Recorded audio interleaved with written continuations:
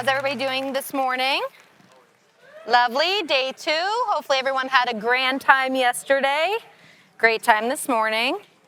My name is Kate St.Cyr, and as I joked yesterday, you may know me from sometimes being online, the modern day settler. Today we are going to talk about butter, aka one of the most glorious fats, and probably one of the top reasons that most people get a milk cow. Because as I did, most people start out with a dairy goat, and yes, you can make butter or gutter, but the cream does not as readily rise to the top. And I mean, come on, cows are kind of the gold standard here for butter. So we're going to talk all about, I'm going to show you the process of how it's done. Oh, wait. One moment, I forgot to add my attachment, but that's fine. And so we are going to demo here the entire process. Full disclosure, I had to get on a plane to get here, so I did not bring cream from my own cow. I also knew that I was following a chicken processing and a pig butchering, and so we've got store-bought cream here. So it's gonna break the same, and you're gonna get the gist of it regardless. Next slide, please. Okay, so before we dive into this, just a couple things that I want to mention. These are like my little disclaimers. Number 1, you do not need to go buy a milk cow to make butter. All right, there's a lot of other options out there. You can go to the grocery store. Well, this is not going to be the most high quality butter in the world. There are small grocers and stuff that do carry local milk, local cream. You could go to a farm, buy cream top milk. You could join a herd share. You could have a friend that you barter and trade for milk, whatever it may be. I just want to make sure that that's clear. You don't have to own a milk cow. You don't even have to live on a farm. You can live in an apartment and make butter with things that you probably have in your kitchen. Also, there are many ways to do this, which I'm going to talk about some of the different things that you can do. A lot of people, you'll see they make it one way using like certain equipment. Some people do it another way. To my knowledge, I'm the only person on the internet that makes butter on a 250-year-old butter table, but you don't have to have one of those either. So there's a lot of different ways to do it. You kind of just need to find what you like. There are people that swear by certain methods, other people that swear by others. So you gotta just find what works for you. There is not one singularly correct way to do this. The way that I'm gonna do it here is not how I do it at home. It's how I used to before I kind of upgraded my equipment, because full disclosure, I own a unicorn. Her name is Lassie, and she is a cream machine. And when you are getting over a gallon of cream a day from one cow, making butter this way, it was getting to the point that I was resenting it, because it was like a full-time job, which I also work a full-time job. And, when it was kind of the whole reason that I got a cow, I was like, man, I don't want to hate making butter, nor do I want to spend 20 hours a week doing it. So I had to, step up my game a bit. But this method works. I made wonderful butter at home making it this way. And, most people that have a family milk cow, they don't have my problem. So regardless of all that, let's get started. So there really are 5 basic steps to this process.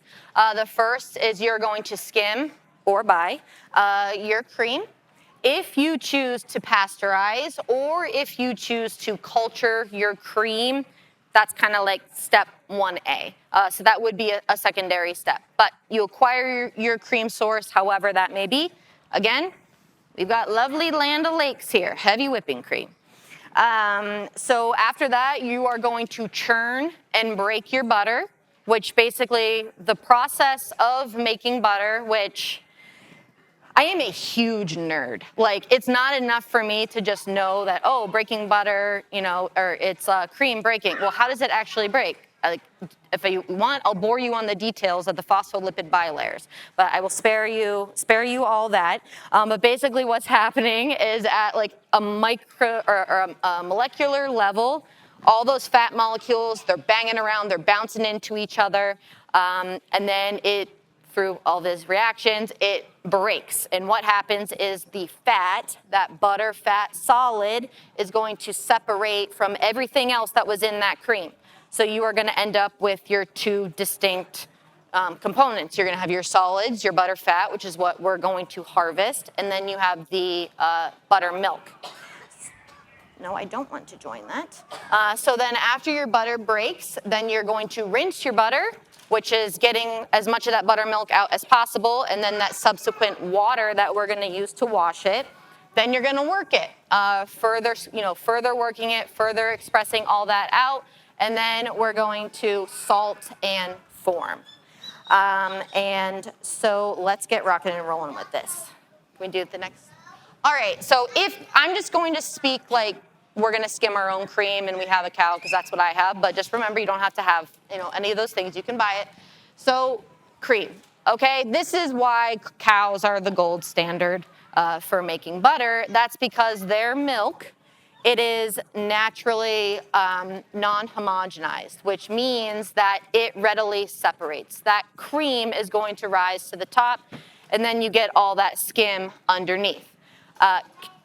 On the contrary, goat's milk, it's naturally homogenized. So depending on the breed, for sure, like those little Nigerians, if you do let it sit for an extended period of time, it will separate. It just might take a really long time for it to happen, and you're getting a smaller yield, most likely. Now, the longer that you let it sit, the better. This actually was taken at 10 hours after milking, just to give everybody a concept of what my life is like with this cream situation.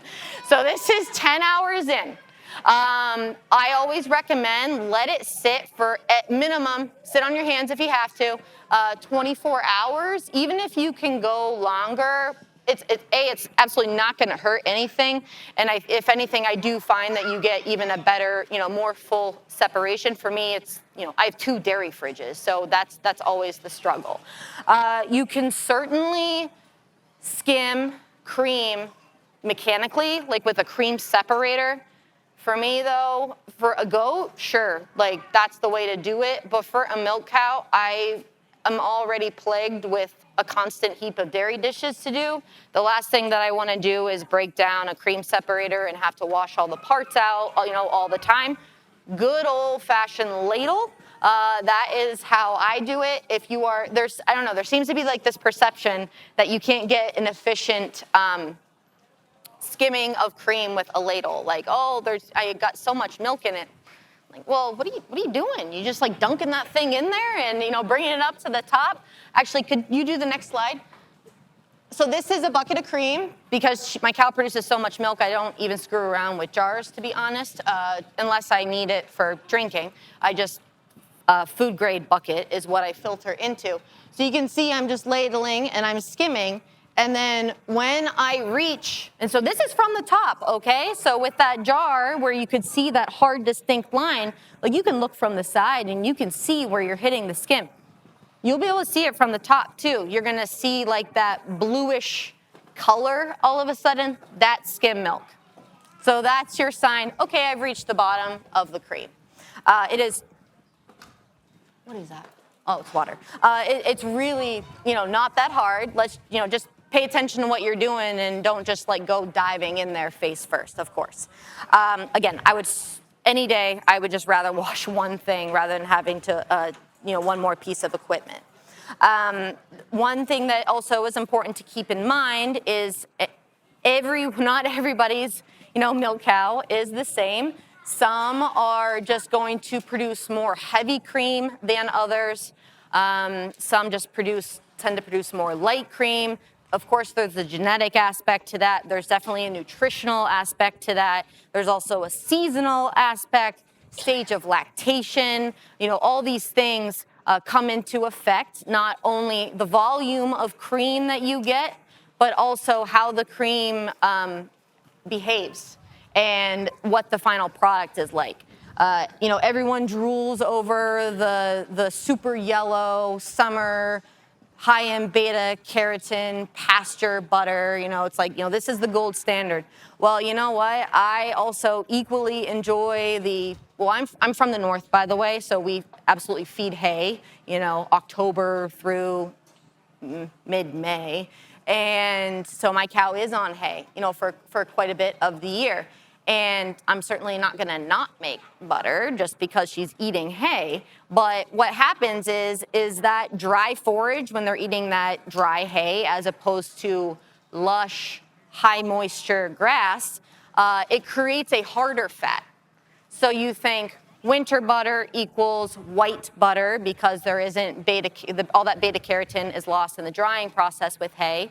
And also it creates a harder fat versus that summer, we'll call it, which there are plenty of people that feed hay year round to their cow only because they do not have lush pasture, just so we're clear. But then that, summer, bucolic kind of butter that everybody reads about that's yellow and they're on high moisture pasture, that creates a softer fat. I really only use, and I mark it as such, I love winter butter for baking.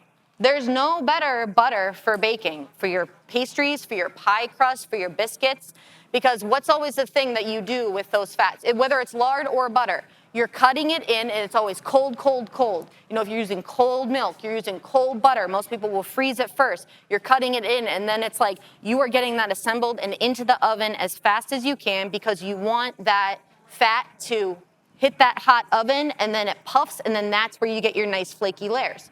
Well, if you have a butter that inherently is harder anyway, it's ideal. So definitely, let's not just, in generally speaking, not saying anybody here does, but it just kind of bothers me. I'm like, you know what? Winter butter absolutely has its place in the world, and I have both.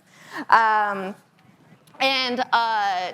the seasonal dietary changes, and yeah, not all cream is created equal. There are just some breeds of cows that, some of them, God love them, they just don't make cream.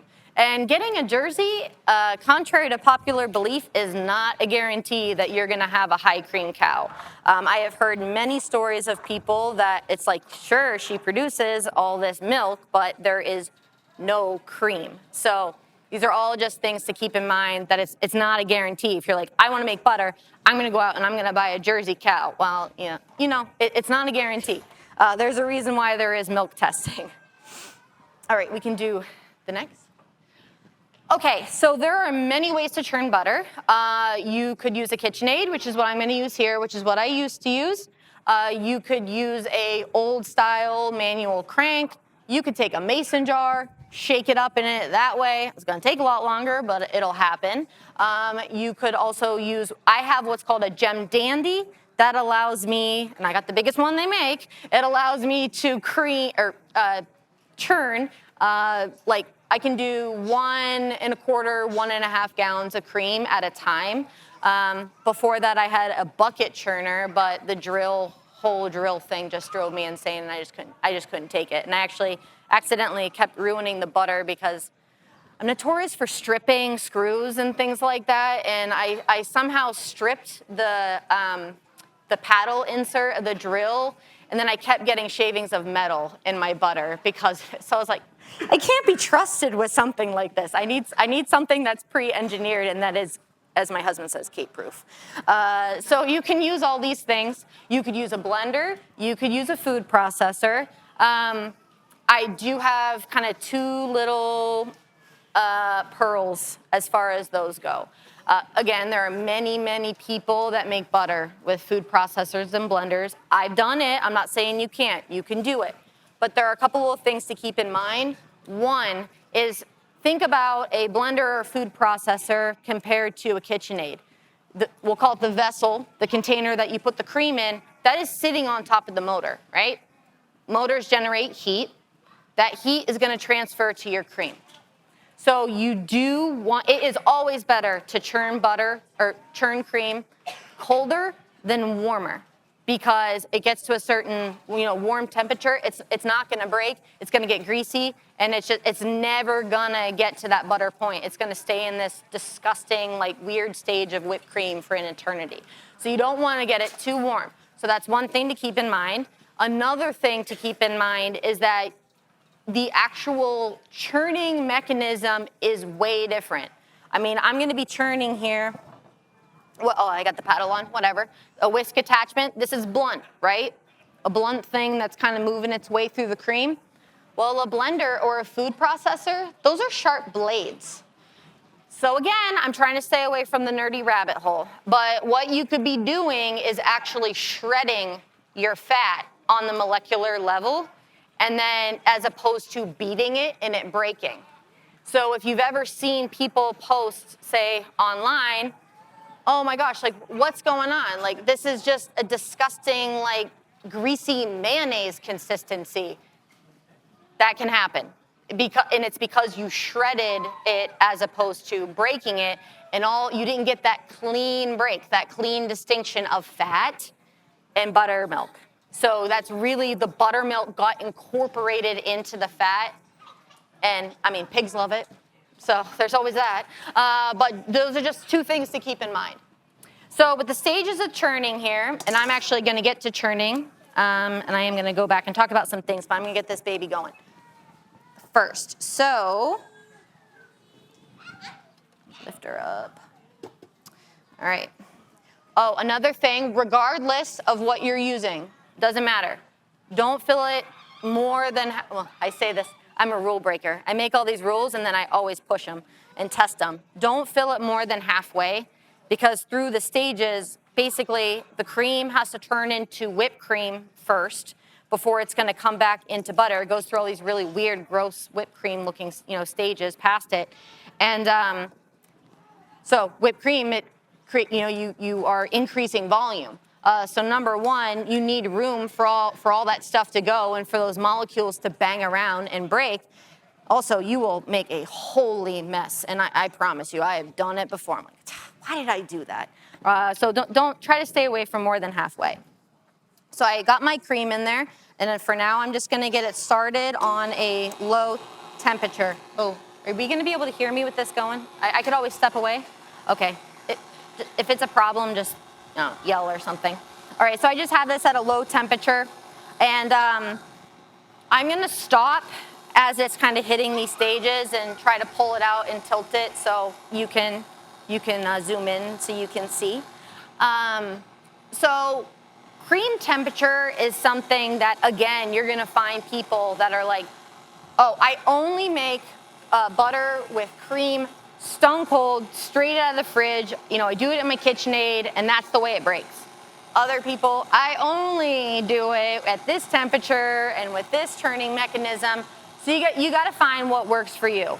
I will say, though, that I used to do the whole stone cold out of the fridge thing, and it will break eventually. It just will take long. In my experience, this might also just be my cow's cream. It will take longer to break, but it will break eventually. And really better too cold than too warm, for sure. But I have found that if I get to, of course, okay, so here we are. It's swassy, and it's like 1,000% humidity and hot. So the cream, you would think, what's the ambient temperature and how's that going to affect it? So if I personally like to have my cream be around 60, maybe 62 degrees, read the room. All right, it's a little humid and warm out, so maybe I should put it in a little bit colder. Because the ambient temperature of the room, or us being outside, that's going to warm it up. So something to be mindful of. But it's definitely a variable thing. It's definitely a seasonal thing too. I'm trying to turn this up without making, wrong side, my bad. So we're not quite at whipped cream yet, but it's starting to thicken, so I just kicked it up just a little bit. So I find that my winter butter with that hard butter, that hay butter, that harder fat, I need to warm it up a little bit more in order to get it to break, because the fat is inherently harder, and if it's also stone cold, it's not really wanting to move, and that's what you want. You're wanting it to bang around and smash into each other, because that's how butter breaks. So if we could go to the next. So this is at my house. So this is my Gem Dandy, all right? So you could see, and I accidentally started, this is a time lapse, but I accidentally started it when it was at the whipped cream stage. But I feel like most people know like what whipped cream looks like. And so you can see it's going through these stages where it gets super, super thick. And then it starts to get like a really kind of a gross, gritty, kind of mealy look to it. And then it's going to turn into liquid again. You're like, oh gosh, what happened? Shouldn't it be thick by now, or shouldn't it be going the opposite direction? And then it's going to actually just break. And then that's when you're going to get your butter fat full separation from your buttermilk. And I can't see. There's a bad glare. I don't know if it's happened yet. Oh, it did. Oh, it already ran through. Okay, I missed it. So that's what. So that's the process that it goes through. So what's happening there is, like I said, first and I'm going to turn this up a little bit more. Okay. Kitchen towel.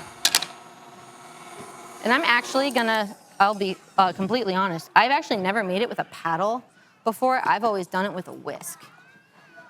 So I am going to go to the whisk. That works.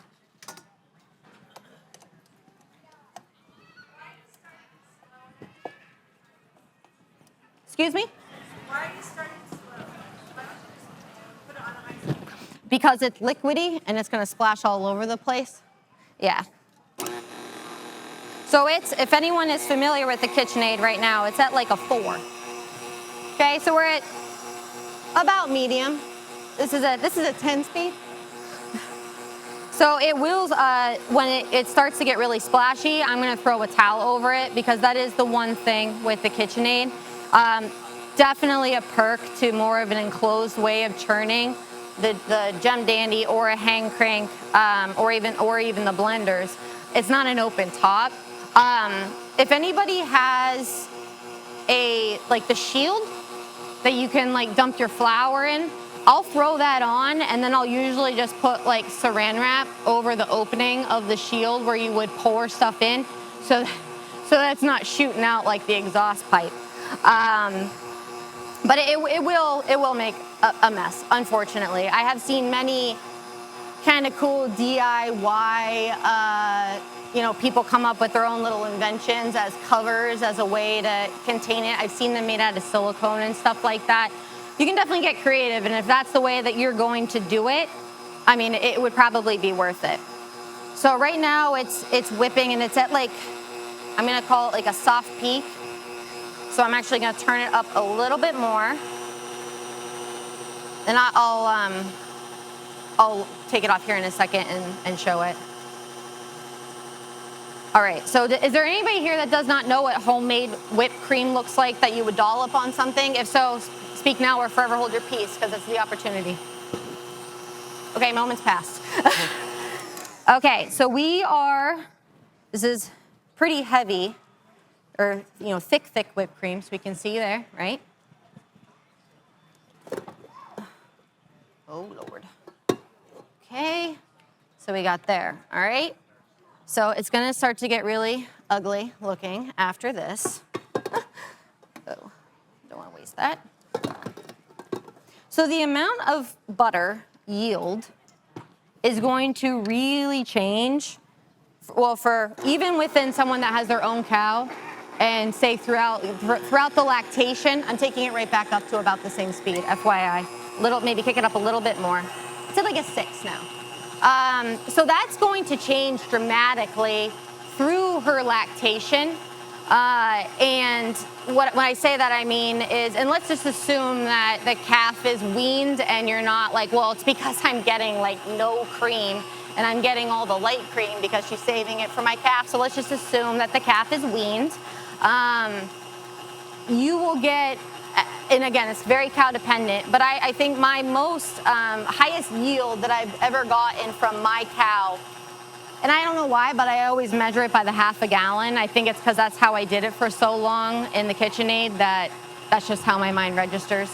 The highest yield that I've ever gotten of butter, and this is really well worked butter.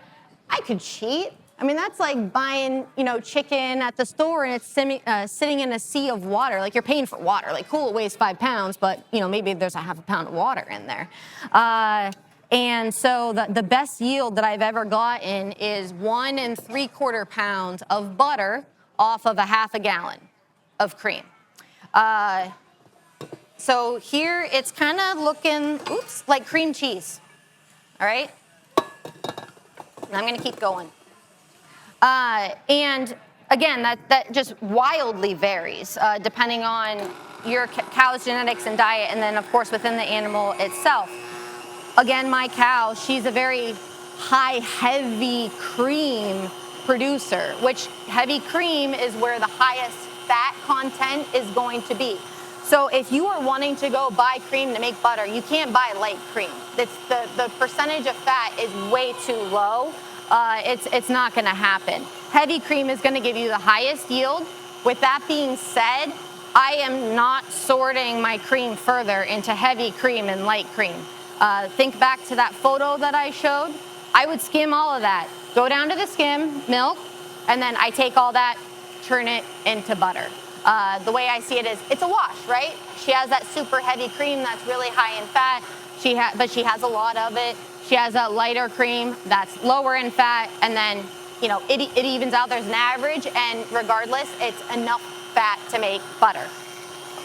Whoa, Nelly, hold on. Shoot, it broke. I mean, it's butter. No, this is good. It's just I didn't catch it before I was talking, and I didn't catch it before it got that really disgusting grainy texture.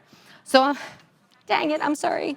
So I'm actually going to let it go. Nope, I am going to show this actually. So you can see there is some distinct. Please don't fall. You can see that buttermilk in there. Okay, see it swimming around in there? I'm just gonna let it go for probably about 30 seconds longer. I say that, but I just need to look at it and actually stay focused. And I'm going to let it clump a bit more. I wanna get more of a clump in that whisk. And I can't believe it didn't even splash.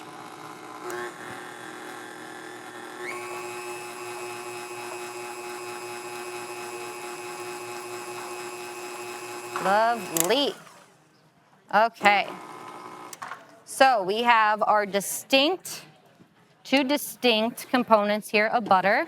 We have our fat, butter, glorious solid fat, and then we have our buttermilk. So I am going to, whenever you come back up, which you don't have to, the next slide.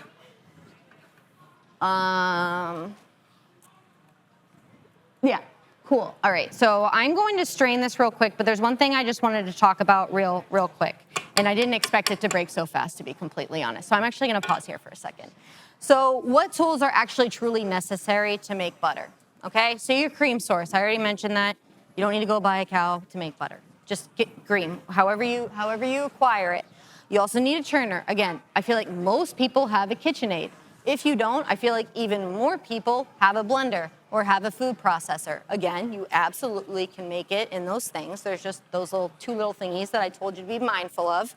I like to use, I do have a thermometer, and I just brought this with me, just because I want to make sure that my cream isn't too warm. And like I said, I have found that sweet spot for my cow.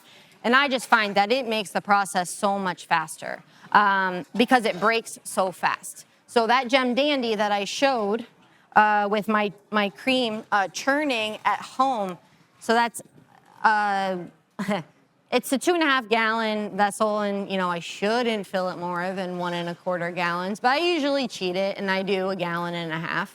And if I have my cream at like 60-ish degrees, as opposed to doing it colder, I have had her cream, it breaks like completely, and I think the fastest I ever had was 8 minutes, which is pretty good for that much cream. On the contrary, when I used to do it in the bucket churner, I would do it stone cold out of the fridge, and it would take maybe an hour because it was 40 degrees, stone cold right out of the fridge. So then that's when I kind of learned, like, oh man, I should probably be warming this up a little bit. So it was a huge time saver. So, I mean, again, I feel like this is a common thing most people have in their kitchen. I will rant and rave all day long about how amazing butter paddles are. I used them before I got my butter table. I still use them now that I have my butter table. That's my butter table. As you can see, there are the paddles there that I use to work it and to move it, and I roll it up.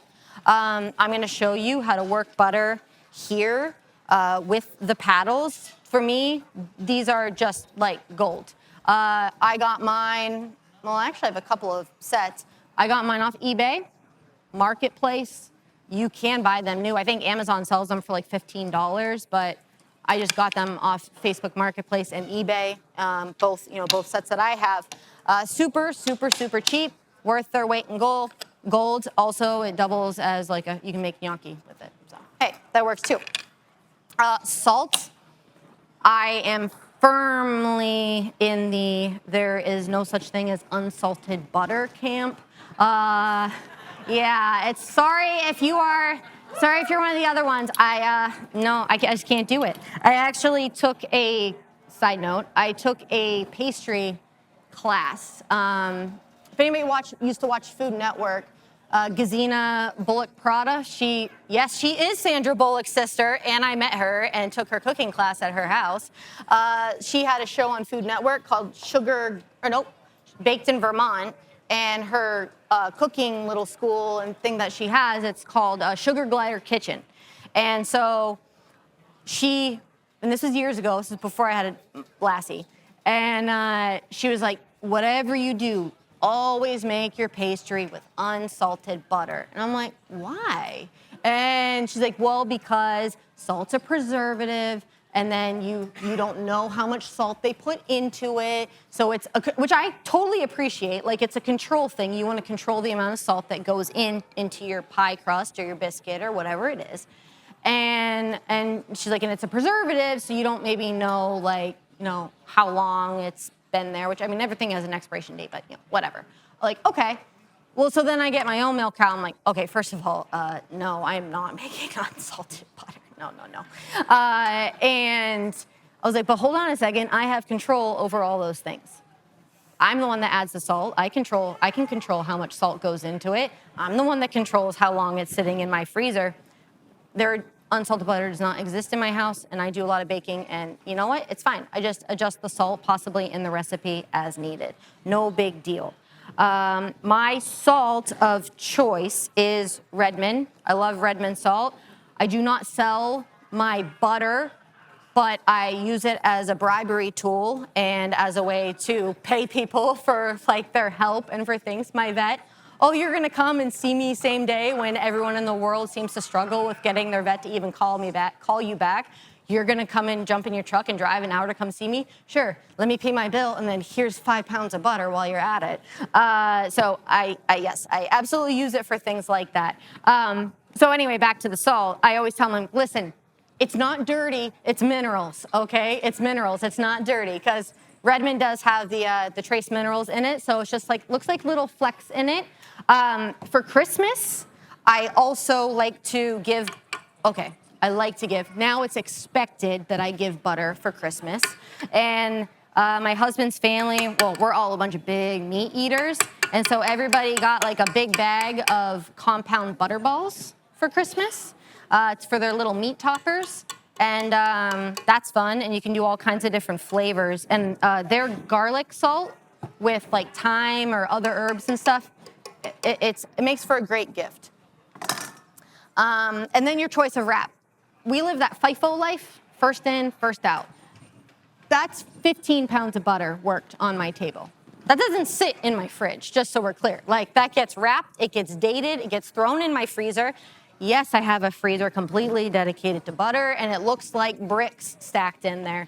So I do the freeze tight. It's a freezer wrap, saran wrap, wrapped in freezer paper, and then it's bagged and tagged and dated. If it's a particularly sweaty day, like it is today, I'll write sweaty butter on the outside. And my husband will be like, what? Because I'll be like, go get me a pound of butter out of the freezer. I was like, don't get a sweaty butter. And he's like, what in the world are you talking about? I was like, no, it was swassy that day, and it was humid, so the butter got a little bit sweaty. So I don't want to bake with that. All right, so we have our, like I said, our butter fat suspended in, I'll do the dishes, I promise, suspended in buttermilk. And we're just gonna strain this off through a colander.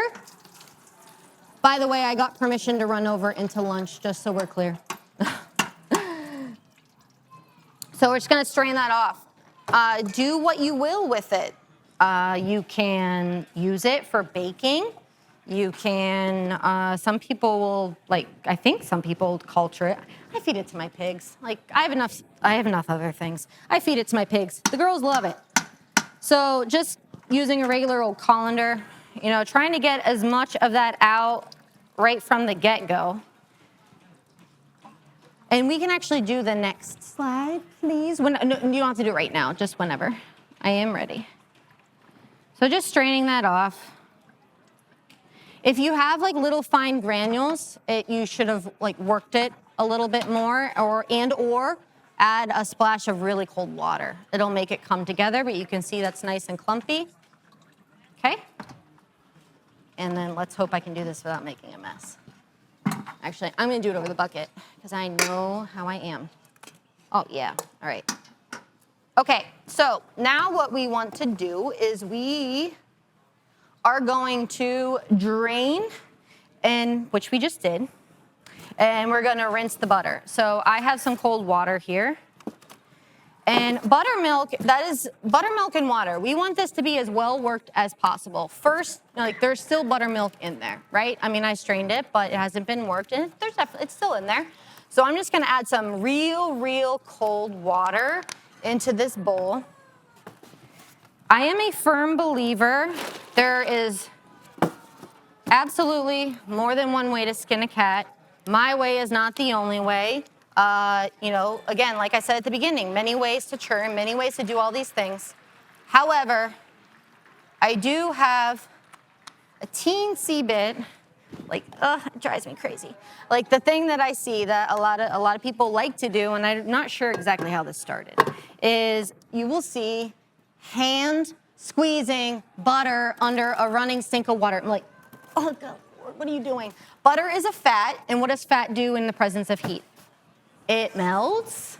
So hot hands, cold hands, I don't care if you run a little bit cold or not. Your hands are still probably at least 90 degrees. So what are you doing?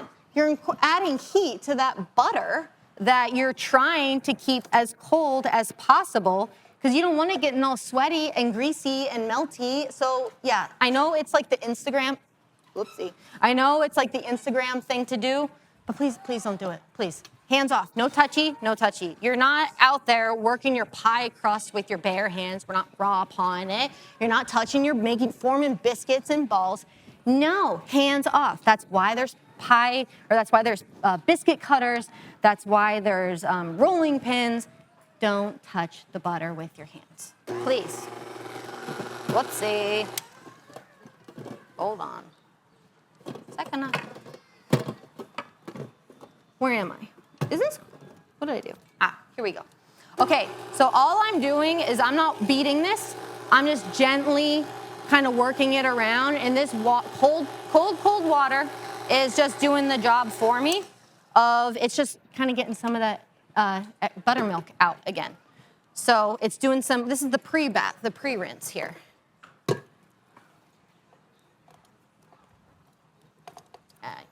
I'm afraid if I don't take it off, it's gonna fall. But I guess it doesn't matter if it does. And then we're just gonna drain it off again. Oh, these are gonna be some happy pigs. I personally do use just so you know, I do use a fine mesh strainer at home. It's just this is what I stole out of Ann's kitchen when I drank, and I just saw this first. I was kind of buzzing. I drank that whole pot of French press myself, I think, so. All right, so put it back in, and you know what? That was pretty cloudy, which I probably should have showed that. Oh, shoot. All right, so it was cloudy water, okay? And now I'm just gonna add some more water again. And I usually, just because I end up hand working it, you know, and there's just a lot more that has to happen, I usually do like 2 rinses just because I get impatient and I get sick of dealing with this process. I get lazy. And there's not like there's a correct amount of water to add or anything. You just want it to have enough that the butter's swimming around in it.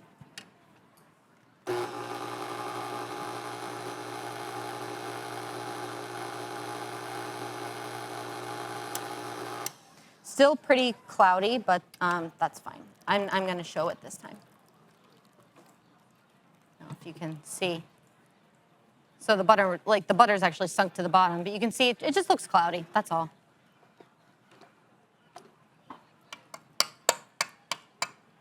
Okay, give it another strain. Excuse me? It'll pour out. I mean, I can try, but it's, no, I mean, it's,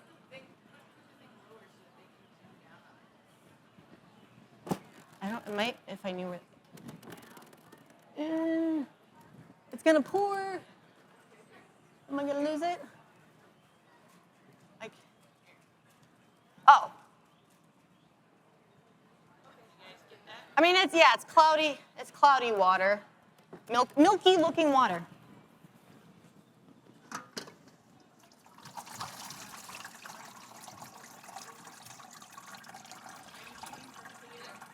Excuse me? Yeah, I'm trying, but I don't think I'm gonna have enough time here. It's already noon, so, and I still have to work it. Yeah, I mean, if it has a little bit of cloudiness to it, that's okay, because you're gonna continue to work it. But yeah, you don't want it to be as milky looking as it was, but for the sake of time, because I technically should be done by now and I still have a little ways to go, yeah, you would keep doing that. Oopsie. All right, so this is one of my little tried and true tricks, and I don't really ever seem to come up with many good ideas, but this is one that I will say I came up with this all on my own, and I am quite proud of it. So before I had my butter table, and I would make butter just like I am now, do it in my kitchen. Let's just make believe here. Let's say I'm at my counter, and let's say that my sink is here. Take my cutting board, take a tea towel, and stick it under the corner here, and I'm creating basically a pitch so that as I'm working the butter, my fat that I'm trying to drain all this stuff away from isn't sitting in the sea of liquid that I'm working out of it. Rather than having to stop, lift it, tilt it, and drain it, well, now if I work it this way and it's pitched right over my sink, which admittedly I do have like a more rectangular cutting board, it self-drains. So it makes it faster, and you're kind of not undoing what you've already done because your butter is sitting in its own liquid that you've already worked out. All right, so this is, and I'm just going to give it a good, again, I'm just pressing.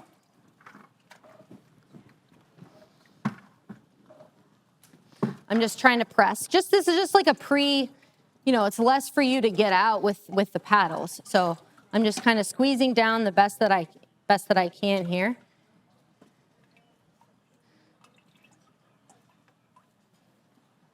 Okay. Now, this is one of those things that you really do want to do the best job that you possibly can. However, sometimes the elements are working against you, like right now. It's humid, right?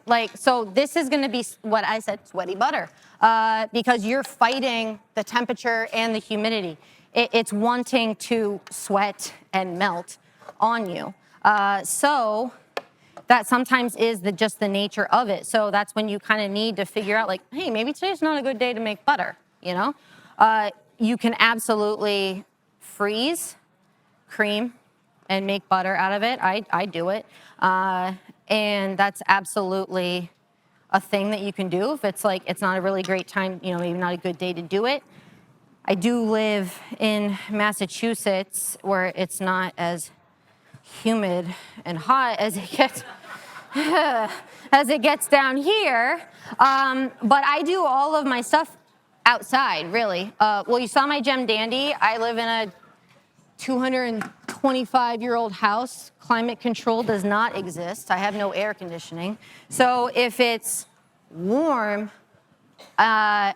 then I know, like, hey, maybe it's not like the greatest day to churn butter. Or if I'm like, hey, I have no choice, like, come on, lassie, I got 5 gallons in the fridge that I need to make something out of.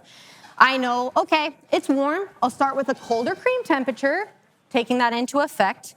But I also work my butter outside on that butter table. So humidity is always something that you need to be mindful of too. So just know that, like, okay, I'm trying to work all this buttermilk out the absolute best that I can, but this is going to be sweaty butter no matter what you do, because it's just the nature of the weather. So what I'm doing here is really, I'm just I'm not using my hands, I'm using the paddles. I'm just trying to kind of, oh, super, okay. I'm just trying to avoid getting dripped on.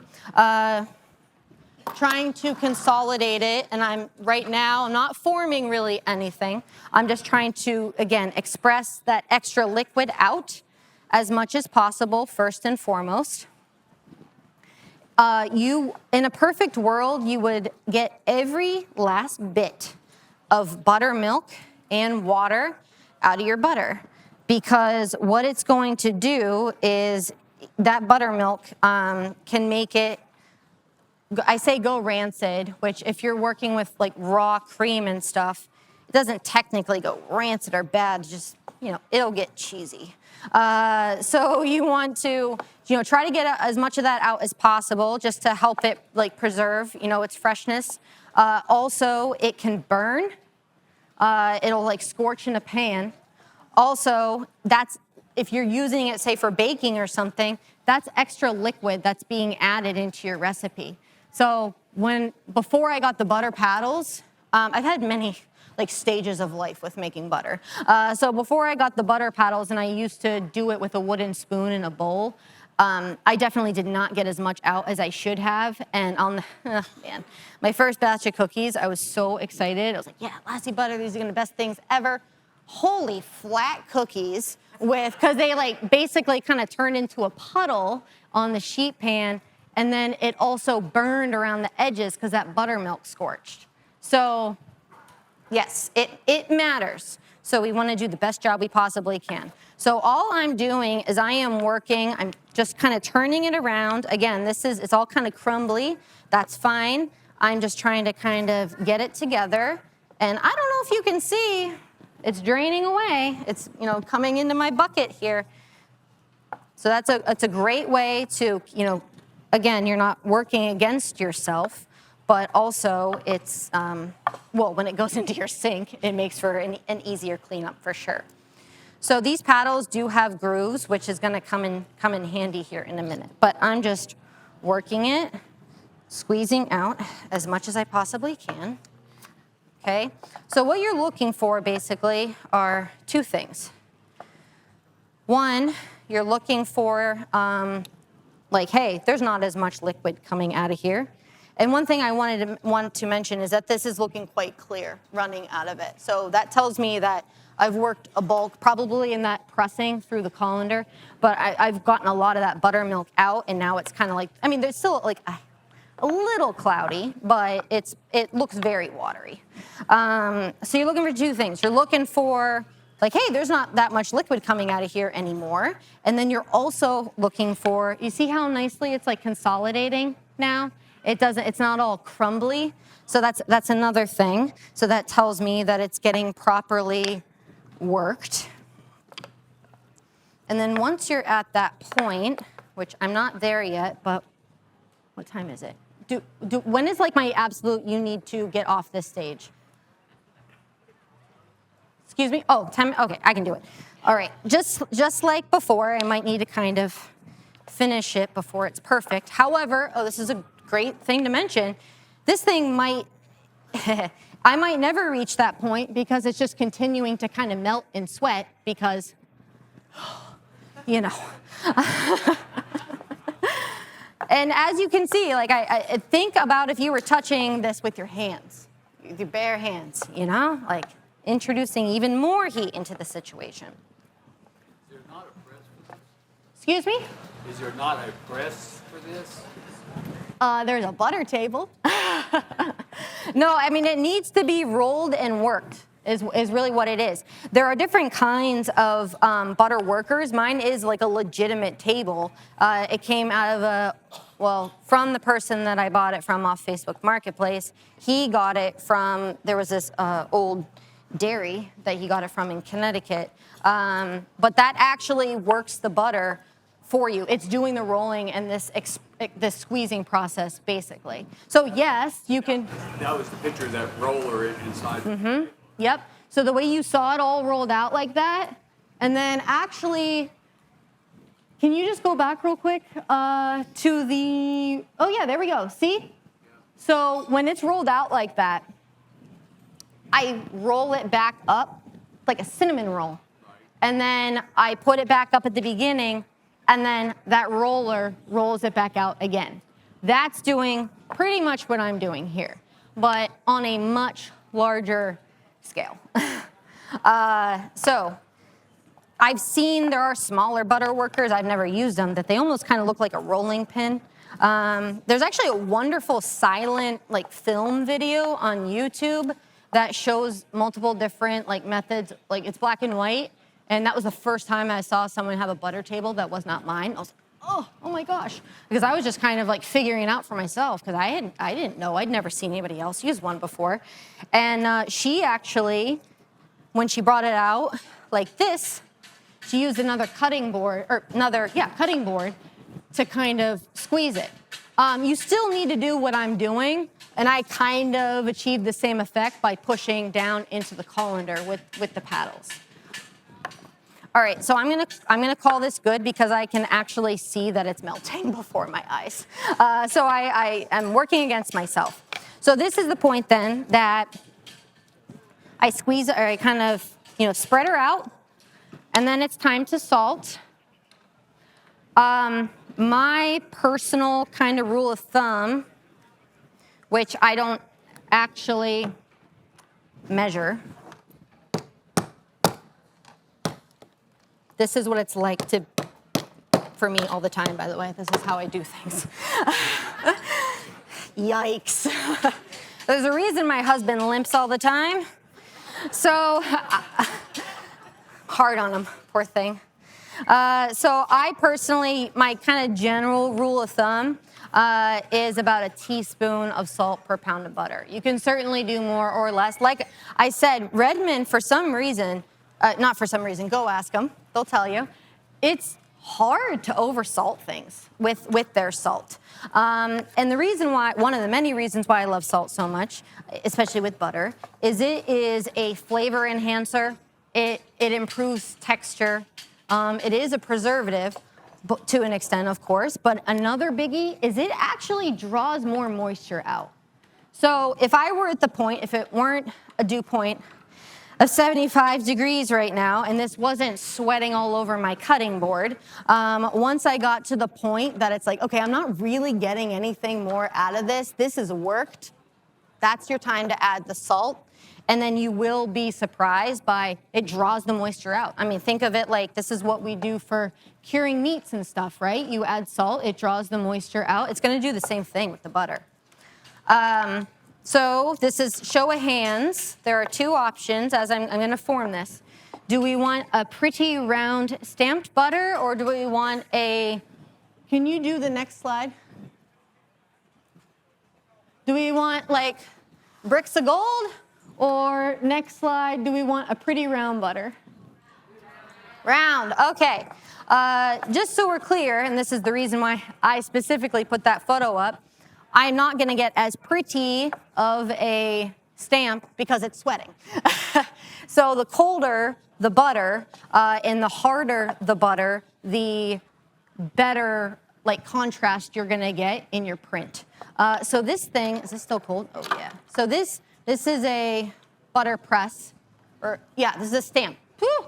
A stamp, excuse me. This is not a butter mold.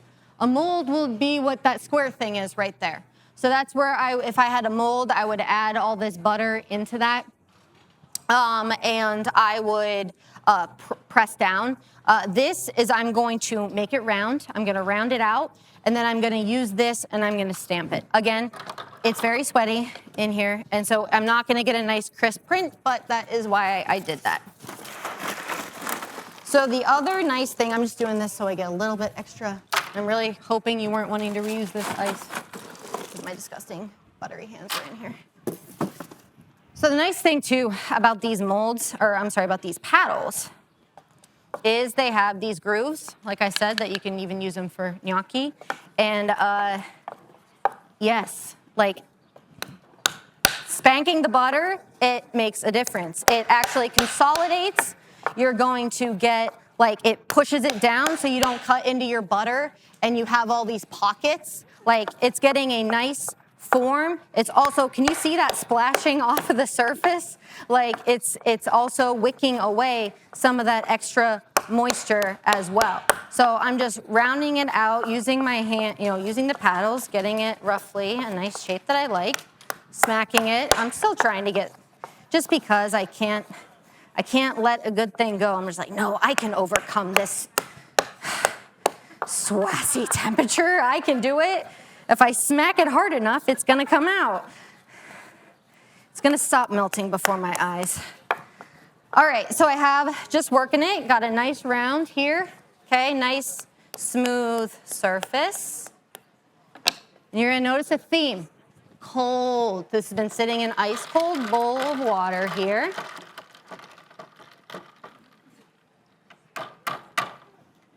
Then I'm just gonna place it. Give her a good press. Now, this is soft because it's very hot. And then I'm pushing down, trying to, this is like almost like a press, right? Or like think of it like a stamp. Well, it is a stamp. It's a butter stamp. Goodness gracious. So pushing down kind of as evenly as possible. And then I'm going to give her a little wiggle. Just a little round and round. Hey, for this isn't bad.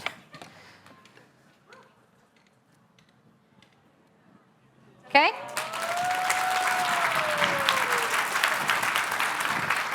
Hey, I have 4 minutes and I'm gonna use them and I'm gonna make a block while I'm at it. All right, so to make nice these bricks, so it's funny because, I got this butter table and I had to out of necessity, and it really upped my game. And in case the question's coming, how much butter do you make a week? Well, I went through a really aggressive stage there for a while. But just to keep up with the cream, I was making close to 30 pounds of butter a week. Yes. I know. And it's so funny because I know so many people that have those low cream cows. And it's the pasture, or grass is greener on the other side, right? So they're like, oh, poor Kate, woe is me. Like, she has all this cream. I'm like, you don't know how much work this is. And so I am kind of, I kind of go like production mode, you know what I mean? Where it's like, I just make these, that slide that was up there of the bricks, I call them. If anybody's seen the movie, The Italian Job, I don't know if anybody's ever seen that movie. Yeah, the gold bricks, that's my freezer. So I do this, and I'm like, at some point, I posted this on Instagram. I was like, I kind of feel like I became like kind of a production butter maker at some point. I don't know how that happened. And Rebecca Rhodes messaged me. She's like, I think it's when you got that butter table, because it's just like obnoxious. So here we go. You have kids? Excuse me? You have kids? I have a stepson. Yeah. He just graduated high school, actually. You had time for that. Excuse me? I was wondering if you had time for that. Oh, well, I mean, that's not. Tonight, Yeah. So this is a brick. So again, this will be what I wrap, freeze it, Butter freezes really well. If you get as much out as you possibly can, it's just gonna preserve its freezer life. It does, it freezes really well. I only, like I said, FIFO, that all my butter I pull out of the freezer, and that's what I use. So it really is just, that. The paddles, I'm telling you, it's the way to go. I don't know, do I have any more pictures? I'm not sure. I don't. Because no one would want to pay what it is worth it. I mean, if someone wants to pay me, at $30 a pound, I would feel like I'm giving it away. Because you got to think the value of the cream, the value of the milk, all the work, the cow's nutrition, all that stuff. Like, there's a lot of money into it. And then, yes, I have the butter table has certainly made me more efficient and allowed me to do volume. It's still my time and my labor, And most people are like, oh, well, like Kerrygold's only $7 a pound. Then go buy Kerrygold, I'll just, fine. I'm not trying to sell it. I'll hoard it. I'll give it to my vet as a bribe. I'll give it for Christmas gifts. So that's just from the Gem Dandy. That would have been rinsed because I do still do that rinsing step in my Gem Dandy with the cold water. So that's ready to go on the table. If you could do that, yep. Oh, yeah, so that's 19 pounds of butter. Hanging from my scale, that's a pot rack, obviously. So that's my butter hanging. That's it.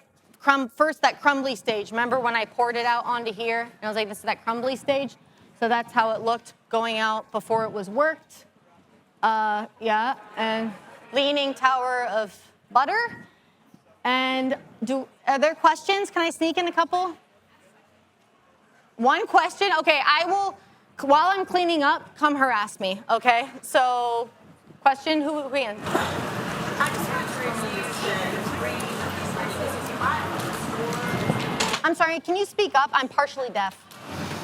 I just wanted to review the ingredient part of the cream because, like you said, you go back to the school. Uh-huh. But I just want to make sure I understand because usually the store-bought cream says ingredients are cream and milk, but is that still okay? Well, just make sure that you get, so to be labeled as heavy cream, it has to be a certain percentage.